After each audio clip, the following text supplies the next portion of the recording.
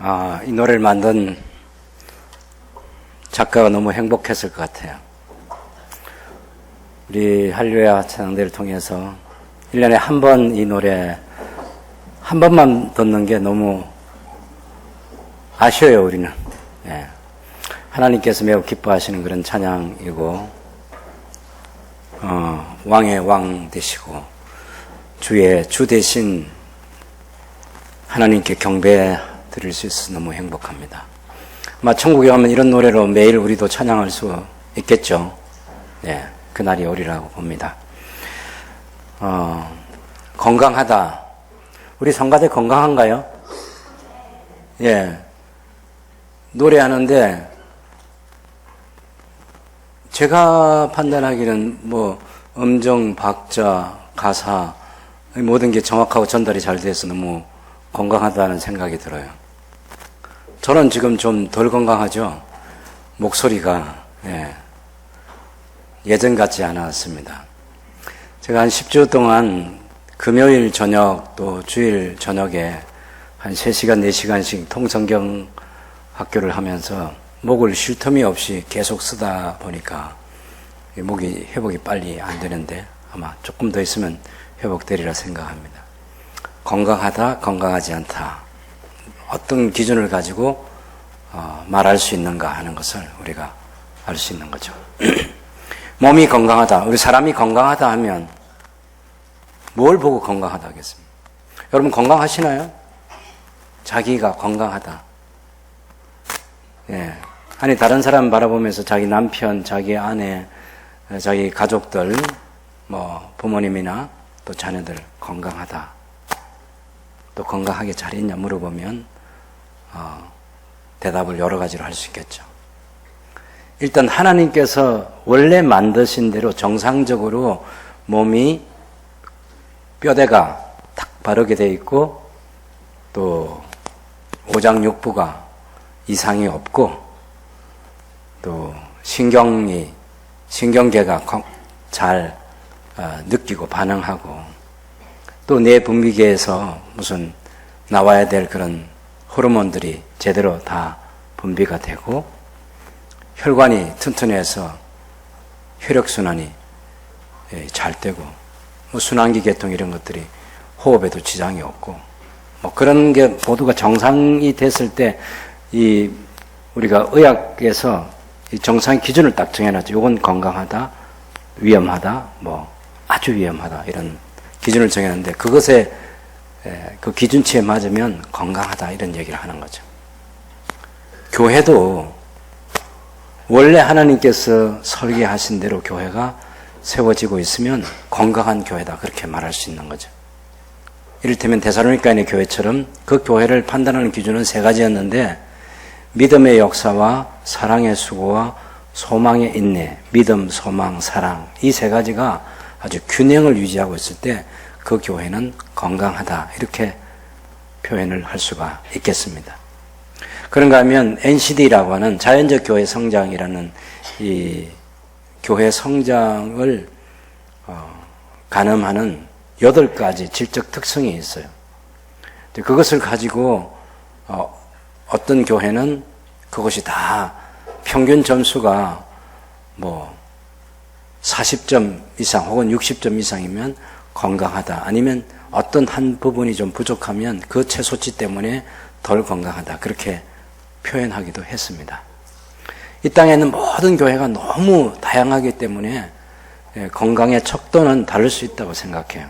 그런데 건강을 회복할 수 있는 그런 교회들이 많이 있고 또 건강하면 교회가 맡은 사명을 잘 감당할 수 있겠죠.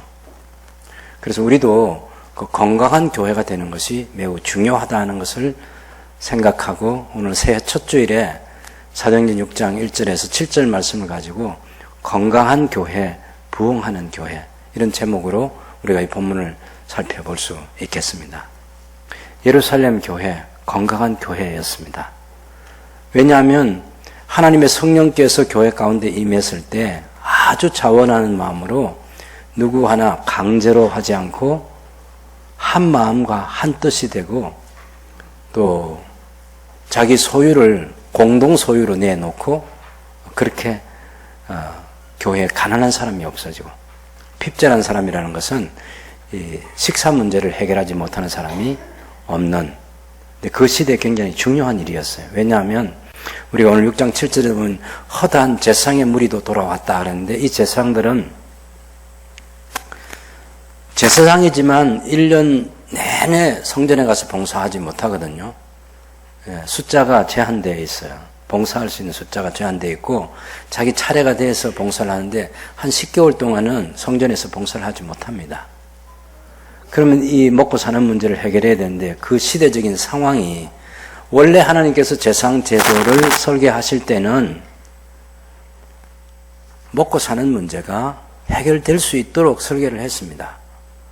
3대 절기 잘 지키고, 또 11조를 잘 내고, 그렇게 하면 대제사장이나 제사장들과 레위인들이 먹고 사는 문제를 걱정하지 않아도 되는 그런 제도였어요. 제사장 제도가. 근데 역사가 흘러오면서 우리가 구약시대도 이미 다 잘못됐습니다만은, 헬라 제국 시대에 특별히 그때 와가지고 아주 잘못되기 시작해서, 또 대제사장을 헤롯 대왕이 바벨론 출신의 아나니엘이라고 하는 이 사람을 대제사장으로 임명하면서 아주 그때부터는 급속하게 나빠지기 시작했습니다. 권력을 가진 사람들이 대제사장을 임명하는 거죠. 그 아론과 그 아들들이 제사장을 하게 되어 있는데, 그 계통 따라서 대제사장이 되지 못했습니다. 그리고 임명하면서 원래 세습직이었던 한 사람이 죽고 나면, 전임 대제사장이 죽으면 그 다음 또 아들이 대제사장이 되고 이래야 되는데, 1년짜리, 3년짜리, 심지어는 3개월짜리 이런 대제사장 제도도 있었어요. 그러니 권력에 의해서 이 제도가 바뀌면서 대제사장들도 쉽지 않은 삶을 살아야 되지만 제사장들은 많이 어려웠어요. 그러니 로마 제국의 속박하에서, 압제 아래에서 일반 사람들도 먹고 사는 문제가 완전히 해결되지 않았습니다. 여러분 잘 아시잖아요. 예수님께서 오병이어의 기적을 행하신 것도 그 오병이어 기적을 행하시는 주님을 보고 임금을 삼으려 했습니다. 왜? 먹는 문제 해결하지 못하는데 그 예수님께서 임금이 되시면 우리 먹는 문제 해결해 주실 수 있다는 거죠. 그만큼 그 시대는 먹고 사는 문제가 해결이 안 됐는데 교회가 이 문제를 해결한 거예요. 능력이 있는 거죠. 그것은 가지고 있는 사람이 없는 사람을 위해서 자발적으로 자원하는 마음으로 내놓았습니다. 성령 하나님께서 감동을 주실 때 그 일을 한 거죠. 그랬더니 교회가 건강하게 됐다고. 그래서 그 건강한 교회의 특징이 나타난 결과가 성장, 또 사람의 생각하는 어느 정도의 성장, 우리가 사람이 성장한다 그러면 나이 1살씩 먹어가면서 아이들이 어떻게 자라는지 그걸 보고 성장한다 그렇게 말을 하는 거예요. 근데 사람의 성장 개념을 뛰어넘을 때는 교회는 부흥한다 그렇게 말합니다. 정확하게 말하면 예루살렘 교회는 부흥했습니다. 사람들이 3,000명, 5,000명 숫자가 되어지고 심히 많은 무리들이 교회에 들어오게 되는 거죠. 하나님께서 교회가 교회다워질 때 그 시대에 부흥이라는 선물을 주신 거죠. 오늘 우리 예루살렘 교회도 외부 환경은 굉장히 어려웠습니다. 왜냐하면 교회를 핍박했기 때문에. 로마 제국은 아직까지는 AD 64년이 될 때까지는 직접 핍박을 하지 않았는데, 유대교라고 하는 구약교회죠. 구약교회. 여전히 대제사장 제도를 붙들고 있는 이 구약교회에 속한 사람들이 사내들인 공의회라고 하는 권력 집단을 만들어가지고 자기들의 지도에 따르지 않는 사람들은 사내들인 공의회를 위협하는 그런 가르침이 전파되고 있는 사람들이 그곳으로 몰려다니는 것을 보면서 자기들 스스로가 위압감을 느끼고 교회를 없애야 되겠구나 이런 생각을 당연히 하게 되는 거죠. 거기에 이제 타켓이 된 사람이 사도들입니다. 이미 우리가 3장부터 쭉 보았습니다만은 이 사도들이 복음을 전할 때 사내들인 공의회는 예수님 이름으로는 다시는 가르치지 말아라. 절대로 예수 이름을 전파하지 말아라.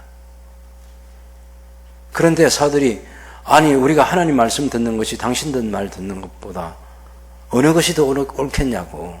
당연히 우리는 보고 들은 것 그리고 하나님께서 우리에게 하신 말씀 그것을 말하지 않을 수 없다 해서 담대하게 하는 거죠.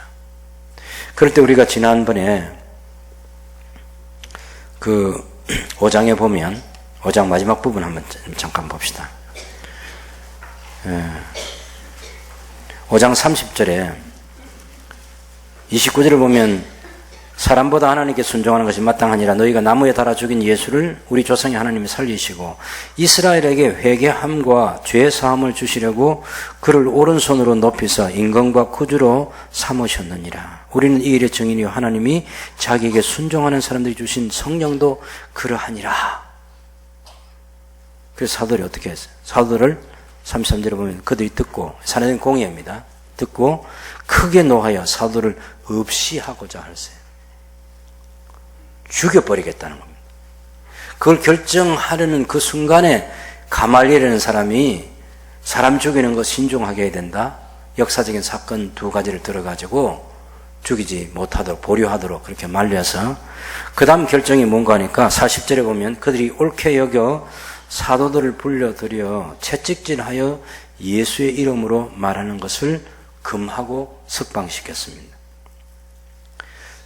처음에는 사형 결정을 하려다가 그 다음에 해당되는 안 죽을 만큼 매질을 하는 거죠. 그것이 40에 하나 감한 매질입니다.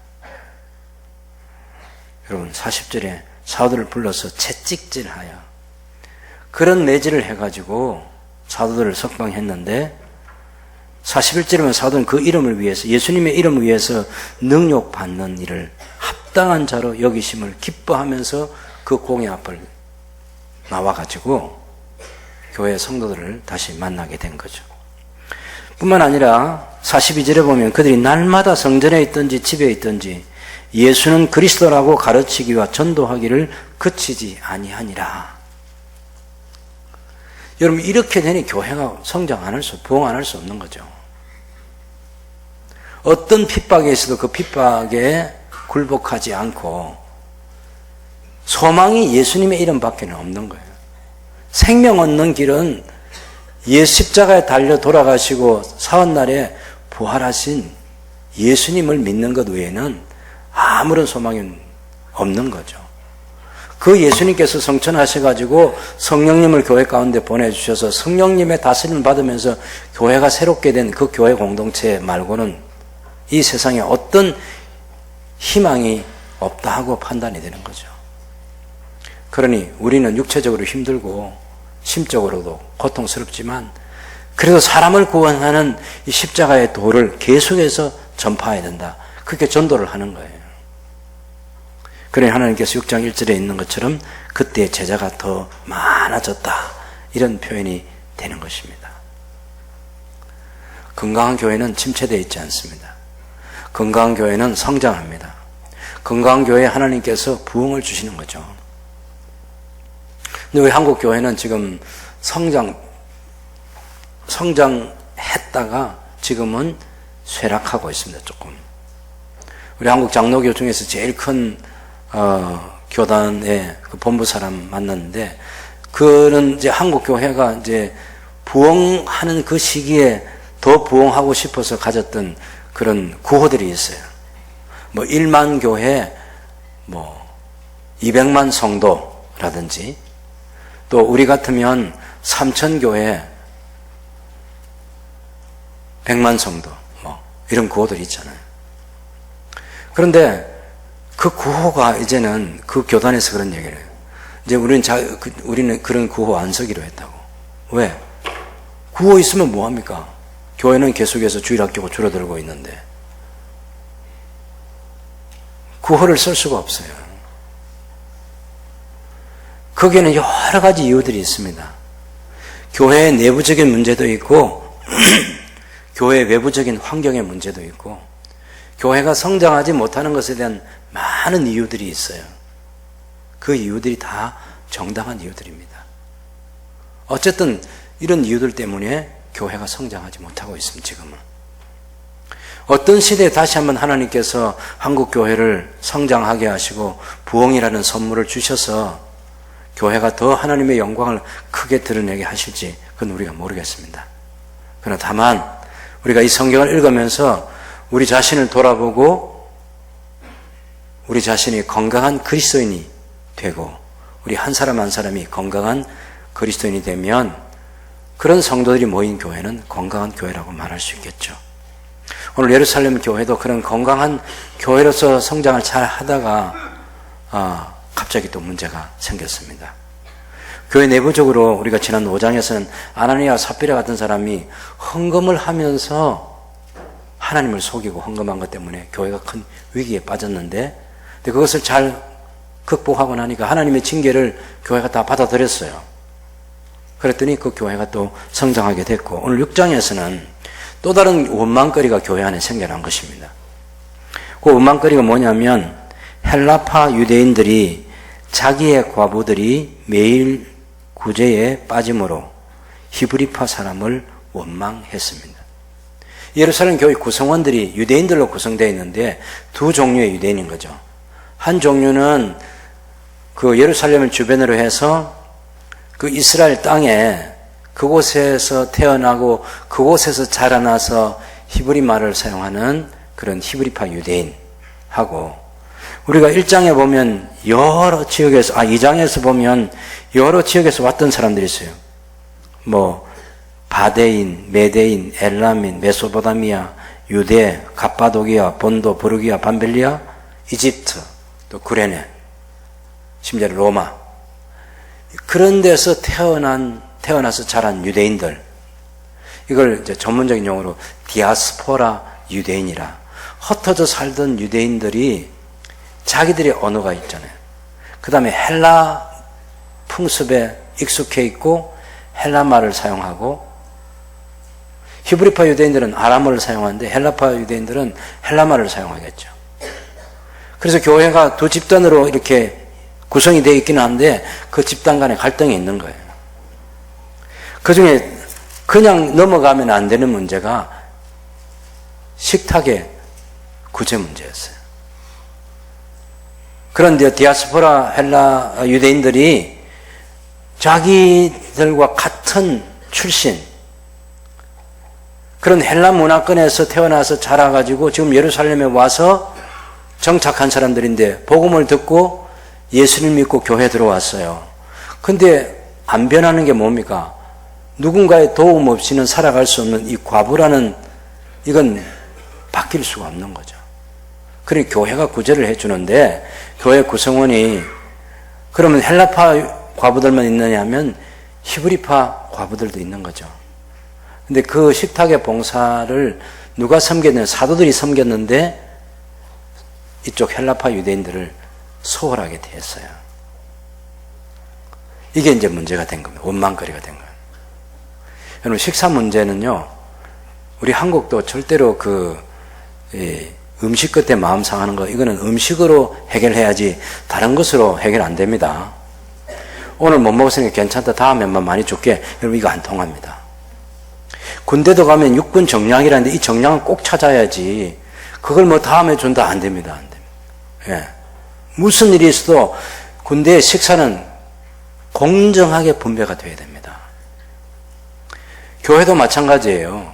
교회도 우리 저 식당에 지금 점심 먹고 곧 이제 마침 점심 먹으러 갈 텐데 거기서 이게 균등하게 봉사되지 누구에게는 이런 음식이 있고 누구에게는 그게 빠지고 이거 성령 충만하고 하나님께 찬양하고 지금 우리 찬양대에 할렐루야를 들으면서 너무 감격하고 막 눈물 흘리고 그러다가 내려가서도 식탁에 이게 봉사가 공정하지 못하면 모든 거 다 그냥 사라집니다. 안 됩니다. 그런데 사람은요 자기도 어찌할 수 없는 게 있어요. 다 끌리고 땡기고 하는 거 이거 있잖아요. 우리나라 사람도 굉장히 친밀한 거 있습니다. 지연, 이거 무섭습니다. 여러분, 창원 사람이랑 진주 사람이랑 만난 적이 없어요. 근데 만약 군대에 갔다 그러면 창원 사람, 진주 사람 가리지 않습니다. 경상도 사람이면 돼요. 부산도 경상도고 대구도 다 경상도예요. 자기 고향이 완도인지 전주인지 뭐 그런 거 중요하지 않습니다. 그냥 전라남북도에 있는 사람은 전부 다 전라도 사람이에요. 충청도 사람, 강원도 사람, 소수의 그 서울 토박이들이 있어요. 어쨌든 이 지연이라고 하는 건 굉장히 강력합니다. 강력해요. 여러분, 세미나에 갔는데 창원에서 한 번도 만난 적이 없는데 자기가 창원 어느 교회 다닌다면 그 창원에서 왔다는 이유 하나 때문에 그냥 가까워져요.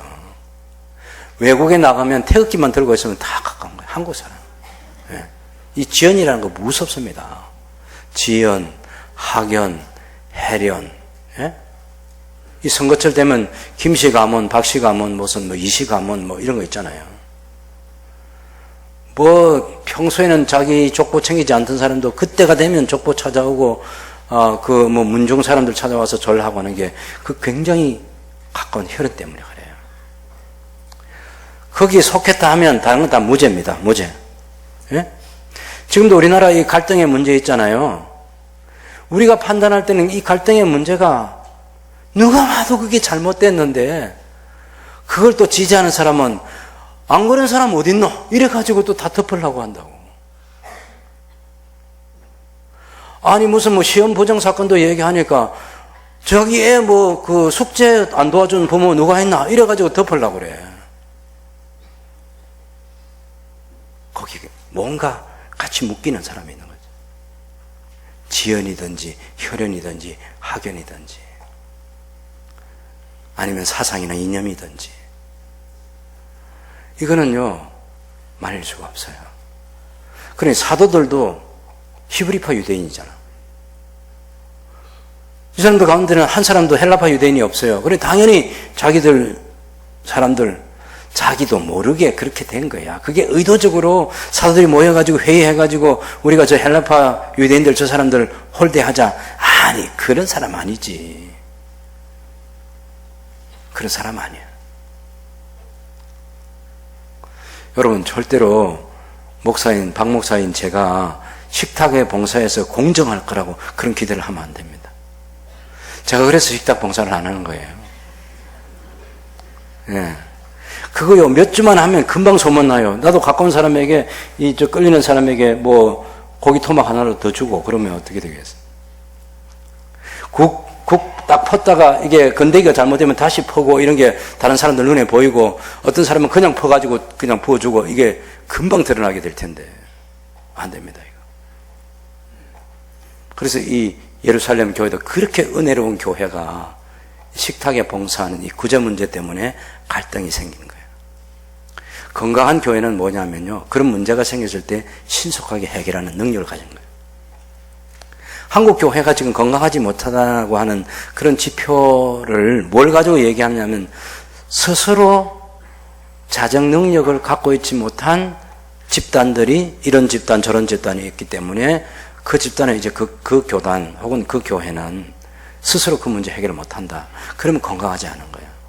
자기 스스로 문제를 해결할 수 있어야 돼요. 예루살렘 교회는 그런 원망거리가 생기니까 신속하게 사도들이 모든 죄들을 다 소집해가지고 문제를 분석했어요. 그랬더니 이게 할 수 없는 일을 하고 있는 거죠. 사람은 다 시간과 공간의 제한을 받고 있습니다. 모든 걸 다 할 수는 없어요. 사도들의 직무가 뭐냐면 여러분 2절을 보시면 12사도가 모든 유세자를 불러 이르되 우리가 하나님의 말씀을 제쳐놓고 접대를 일삼는 것이 마땅하지 아니하다고. 4절에 보면 우리는 오로지 기도하는 일과 말씀 사역에 힘쓰리라. 여기 말씀 사역이라고 했지만 전에 그 우리 개역 성경 보면 말씀 전하는 것 이걸 헬라어로는 그냥 코이노니아입니다. 봉사하는 것. 6장 1절에 그 매일의 구제라는 그 말도 코이노니아예요. 코이노니아. 여러분 말씀 전하는 거, 말씀 사역하는 거, 그 사역 코이노니아. 식탁에 봉사하는 거 먹고 사는 문제가 해결되는 그 과부들에게 먹을 것을 제공해 주는 그 봉사 또한 코이노니아예요. 같은 하나님의 일이라는 겁니다. 어느 것이 더 우월하다 못하다 이게 얘기가 아니에요. 같은 봉사인데 일의 양이 너무 많아. 그리고 어떤 직분을 가진 사람은 그 사람이 해야 될 더 우선적인 직무가 있는 거죠. 사도들은 기도하는 것과 말씀 봉사라고 하는 이것에 더 우선해야 되는데 쪼개어서 하다 보니까 구제하는 일에는 제대로 못하게 된 거죠. 그래서 이 원망거리를 해결하기 위해서 그 일을 맡을 사람들 7을 선택하게 한 것입니다. 이것이 교회의 능력이에요. 교회의 건강도입니다. 그러면서 좋은 일꾼을 세웠어요. 그 일을 잘 할 수 있는 사람에게 그 일을 맡기는 것, 그 맡을 사람이 교회가 요구하는 기본적인 차질을 갖춘 일꾼들이 그 일에 봉사하는 것. 그렇게 되면 건강한 교회가 되는 거예요. 여러분 한번 보세요. 3절에 형제들아 너희 가운데서 성령과 지혜가 충만하여 칭찬 듣는 사람 7을 택하라. 우리가 이 일을 그들에게 맡기고 우리는 오로지 기도하는 일과 말씀 사역에 힘쓰리라. 성령과 지혜가 충만한 사람, 칭찬받는 사람. 5절에는 우리가 이 말을 기뻐해서 믿음과 성령이 충만한 사람. 같은 내용입니다. 믿음이 충만하다, 성령이 충만하다, 지혜가 충만하다, 칭찬 듣는 사람. 성령이 충만한데 칭찬은 못 받는다든지 성령은 충만한데 믿음이 없다든지 그럴 수는 없는 거예요. 좋은 자질을 갖춘 그런 성도들입니다. 이런 일꾼들이 맡아야 될 일을 맡는 거예요. 어떤 상황이 주어졌을 때 그 상황을 잘 판단해서 분별하고 어떻게 할 건지를 결정해서 추진할 수 있는 지혜로운 사람, 성령 하나님의 다스림을 받는 사람, 성령의 감동으로 성령의 소욕을 따라서 성령께서 우리에게 요구하는 그 성령님의 다스림에 순종하는 사람, 그런 사람이 성령이 충만한 사람이에요. 인격인 성령이 충만하다 이 말은 적합하지 않다고 제가 얘기했죠. 그 성령에 의해서 하나님의 말씀에 다스림을 받는 그런 사람이 성령이 충만한 사람이에요. 당연히 칭찬 듣겠죠. 네. 아까 우리 글로리아 찬양할 때도 예수님의 성품이 나의 인격이 되고 그런 거 있잖아요. 예수님의 품성이 우리 인격이 되면 우리가 당연히 좋은 사람으로 칭찬받겠죠. 믿음 좋은 사람이라 그런 평가를 받겠죠. 여러분, 이 사람들을 지금 오늘날 우리 교회 같으면 장로님을 얘기하는 게 아니에요. 물론 이것이 여기 7사람을 집사다, 장로다, 권사다 이렇게 표시하는 건 아니에요. 다만 그 식탁의 문제를 봉사할 수 있는 거기에 참여하는 사람 7사람을 선택하는데 이 기준을 정하는 거예요. 오래전에 출애굽한 언약 공동체의 사람들에게 이드로가 자기 사위인 모세를 통해서 바로 50부장, 100부장, 1000부장 이 사람들 뽑을 때 바로 이런 사람들을 선택해서 일을 맡기도록 유대계의 그 오랜 전통이 지금 신약교회, 구약교회가 가지고 있는 그 오랜 전통이 신약교회에서도 똑같이 적용되는 거예요. 건강한 교회는 꼭 필요한 직무에 그 직무를 감당하기에 합당한 사람을 기본적으로는 신앙적 인격과 또 능력 면에서는 그 일을 감당할 수 있는 사람을 선택해서 맡기는 것입니다. 그러면 교회가 건강한 교회 되는 거예요. 거기 3절 마지막에 보면 그들에게 맡긴다는 것은 사람을 공적으로 세워서 그 일에 책임지게 하는 것입니다. 그래서 7사람을 선택해가지고 여기 제비뽑기를 하지 않고 선택을 했어요. 온 무리가 이 말을 기뻐하여 믿음과 성령이 충만한 사람 스데반과 빌립과 브로고노와 니가노로와 디몬과 바메나와 유대교에 입거했던 안디옥 사람 니골라를 택하여 투표를 한 거죠. 그렇게 해서 뽑았습니다. 사도들이 그 사람들을 기뻐하고 안수하고 그래서 공적으로 그 직무를 맡길 수 있도록 한 것입니다. 그러니 이 건강한 교회에 하나님께서 부흥을 주시는 거죠. 자, 보세요. 우리가 일반적인 집사님이 해야 될 그 직무와 관련된 그 일하고 사도들이 하는 말씀 사역하고 똑같은 코이노니아라고 이렇게 말합니다. 그러면 사도들은 기도하는 일과 말씀 사역, 말씀의 이 코이노니아를 잘 해야 되는 것이고 여기 선택한 받은 7사람은 자기들이 해야 될 그 과부들의 식탁에 구제하는 그 코이노니아, 그 봉사를 잘 하는 거죠. 그럴 때 하나님의 말씀이 제대로 말씀 사역이 왕성하게 되는 것입니다. 6장 7절을 보면 하나님의 말씀이 점점 왕성하여 예루살렘에 있는 제자의 수가 더 힘이 많아졌다 이렇게 말하는 거예요. 하나님의 말씀이 점점 왕성하게 전파되어서 효력을 나타내는 거죠. 말씀 때문에 말씀이 요구하는 삶의 열매가 맺혀지는 것입니다. 두 가지가 필요합니다. 하나는 지식의 문제고요. 말씀에 대한 지식 문제고 하나는 그 지식을 가지고 실천하는 문제예요. 지금 예루살렘 교회는 사도들의 가르침 받는 것을 굉장히 중요하게 생각했습니다. 계속해서 사도들의 가르침에 집중하는 거예요. 그리고 우리가 어떻게 살아야 될지를 결정하는 것입니다. 하나님의 성령께서 교회 공동체 성도들에게 마음의 감동을 주셨어요. 그것을 따라서 즉시 행동에 옮기는 거예요. 이게 말씀이 살아있는 교회예요. 미국에 여러분이 잘 아는 존 메가드 목사님이 심호했던 그 은혜교회, 그레이스 커뮤니티 교회, 그 은혜교회가 목사님이 구제에 대한 설교를 하면 구제위원회가 모이는 거예요. 하나님께서 우리 목사님을 통해서 구제하라고 우리 교회에 말씀하시는데 우리가 언제 어떻게 구제를 할 것인지 구제위원회가 결정하는 것입니다. 목사님이 전도에 대한 설교를 하면 전도위원회가 모여서 하나님께서 목사님을 통해서 우리에게 전도하라고 말씀하시니까 우리가 어떻게 전도해야 될지를 결정해야 한다. 말씀에 순종하는 교회고 말씀에 실천하는 교회죠. 그 말씀 앞에 목사와 성도들 다 하나가 되는 거예요. 그 교회 개척 멤버였던 아주 유력한 장로님이 자기 그분에게 딸린 여러 수십 명의 식구들을 거느리고 있는 그 장로님이 자기 딸을 결혼시키는데 불신자하고 결혼시키는 거예요.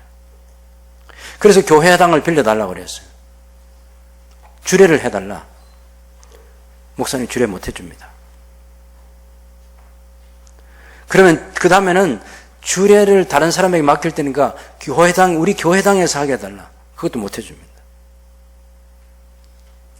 사람들이 막 웅성웅성하기 시작하는 거예요. 저 강큰 목사님이 말이야. 저 장로님이 얼마나 유력한 분인데 저 장로님도 잘못 보였다가 어떻게 될지 모르는데 그때 목사님은 그 교회 성도들에게 결혼에 대한 성경의 가르침이 뭔지를 공부를 하게 하는 거예요. 속으로 모여서 다 말씀을 가지고 결혼에 대한 공부를 해보니까 불신 결혼은 안 되고 불신 결혼을 하면서 교회당을 사용하는 것이 부적절하다. 그 목사님이 그 교회에 부임할 때 다른 장로님들하고 약속을 받아놓은 게 있어요. 우리는 모두 하나님 말씀에 순종하겠습니다. 당연히 그 장로님과 함께하는 사람들이 그 교회를 떠났죠. 그때부터 그 교회는 말씀의 권위가 살아있는 교회로 성장하는 거예요. 큰 교회가 됐어요. 이게 말씀이 점점 왕성해가는 교회예요. 새순교회의 꿈이 뭡니까? 하나님의 말씀이 우리 가운데 왕성해지는 것입니다. 지식이 충만하고 그 풍성한 지식을 가지고 그대로 살아내는 그런 말씀에 부유한 교회. 하나님께서 부흥을 허락해 주실 기대를 가지고 살아가는 거죠. 그랬더니 예루살렘 교회가 그 말씀이 점점 풍성해지는 가운데 허다한 제사장의 물이 많은 제사장의 무리가 돌아왔어요. 그때 한 18,000명 정도 제사장들이 있었다고 하는데, 그런 사람들이 먹고 사는 문제가 잘 해결이 안 된, 가난하고 배고픈 사람들, 그 심지어는 굶어 죽은 사람도 있다는 그런 문헌의 기록이 있습니다. 교회 가면 밥은 안 굶어요. 누가 말하지 않아도 예수님을 믿고 성령의 다스림을 받는 성도들 가운데 경제적인 형편이 괜찮은 사람은 자기 것을 자기 것이라 하지 않고 내놓는 거예요. 여러분, 유무상통이라는 말이 무슨 말이냐면 공동 소유권을 갖는다, 그런 말이에요. 그럼 이렇게 얘기하는 거예요. 가진 사람들은 그걸 내놓으면서 이것은 당신의 것입니다 하는 거예요. 우리가 같은 소유권을 갖습니다. 내 것이 당신 것입니다, 이렇게 얘기하는 거예요. 그러면 그걸 받는 사람은 아유, 아닙니다, 당신의 것입니다, 이게 아니고 받는 사람도 당당해지는 거예요. 그래, 우리가 같이 먹고 살아야지. 여러분, 구제가 일방적으로 이루어지면 안 됩니다. 구제가 베푸는 사람과 받는 사람이 동등한 하나님 앞에서의 그런 신앙적 지식과 마음의 태도를 가지고 있어야 돼요. 이걸 뻔뻔스러운 것하고는 다른 거예요. 지금 이제 탈북자들을 섬기는 교회가 힘든 게 뭐냐면 당연히 자기들을 도와줘야 될 교회의 사명이라고. 그래서 너무 한면에 모든 분들이 다른 건 아니지만 그분들 가운데 어떤 사람들은 너무 뻔뻔한 거예요. 대부분의 탈북자들이 다 좋은 사람들이고 신앙생활을 하는 사람들 중에는 좋은 믿음의 형제 자매들이겠지만 어떤 사람들은 그렇지 않는 소수 때문에 힘들다는 얘기도 제가 들었어요. 구제 받는 사람은 당연히 하나님 앞에서 당신을 통해서 내게 주신 이것에 대해서 하나님께 감사하고, 구제를 받으면서도 절대로 꿀리지 않고, 자존심 상하지 않고, 하나님께서 내게 기회 주시면 나도 후일에 섬기는 삶을 나도 살겠다고 그렇게 다짐하면서 지금은 내가 구제를 받아야죠. 그것 또한 당당해야 됩니다. 당당해야 돼요. 예루살렘 교회는 베푸는 사람은 어깨에 힘이 들어가고 받는 사람은 어깨가 움츠러들고 그런 사람은 아니에요. 믿는 무리가 한 마음과 한 뜻이 되어서 서로를 섬기는 사람으로 받은 바 은혜에 감사하고 또 나누기로 다짐하며 살아가는 그런 성도들 이룰 때 그 교회가 점점 부흥하게 된 거죠.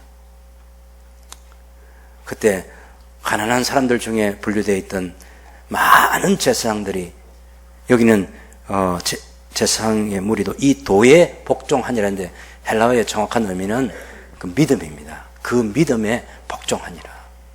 다른 형제 자매들이 믿는 신앙을 동일하게 가지고 신앙생활을 하게 된 거죠. 여러분, 새순교회가 2020년 살아가면서 우리에게 맡겨진 일, 목사는 목사가 해야 될 일, 장로님은 장로님이 해야 될 일, 사역국의 국장님은 국장님이 해야 될 일, 팀장은 팀장이 해야 될 일, 또 교구장님이 해야 될 일, 순장이 해야 될 일, 교사가 해야 될 일, 찬양팀이, 글로리아 찬양팀이, 살려 찬양대가 해야 될 일, 이거 자기 맡은 일에 최선을 다하는 거예요. 이 직무 분담이 잘 돼 있고 그 맡은 일을 잘 감당할 때 그 교회가 건강한 교회 됩니다. 주일학교나 SFC 중고등부에서 반 교사는 반을 맡은 교사가 목사예요, 목사. 제가 어제 저녁에 우리 순장님들 그 교육하는 시간에 그런 얘기를 했어요. 순장님이 그 순에서는 목사입니다, 목사. 당신이 목사야. 당신이 목자라고. 예수님께서 당신을 목자로 세웠다. 당연히 교구장님도 마찬가지고. 우리 국가 사역팀에서도 맡은 우리가 이 교회를 대표하는 사람이고 최고 책임자입니다. 그럴 때 하나님께서 이 교회를 통해서 하시고 싶은 그런 일들을 왕성하게 해가겠죠. 2020년 저도 다짐하겠습니다. 더 나은 목사가 되기 위해서 제가 기도하고 말씀을 준비하고 전하는 이 일을 2019년보다 더 잘하겠습니다. 제가 이 부분에 관해서는 절대로 하나님께서 새순교회를 제게 맡겨주신 날까지 뒤지지 않는 그런 열정을 가지고 또 하나님께서 이미 허락하신 능력을 가지고 제가 열심히 하겠습니다. 여러분들도 하나님께서 여러분에게 맡겨준 그 일 이미 다 분업이 되어 있는데 그 맡긴 일들을 잘 감당해서 새순교회가 건강한 교회가 되고 하나님의 영광을 드러내고 하나님이 교회에 주시는 부흥이라는 선물을 함께 경험해서 주님을 기쁘시게 하는 성도로 살아가는 저와 여러분들이 될 수 있기를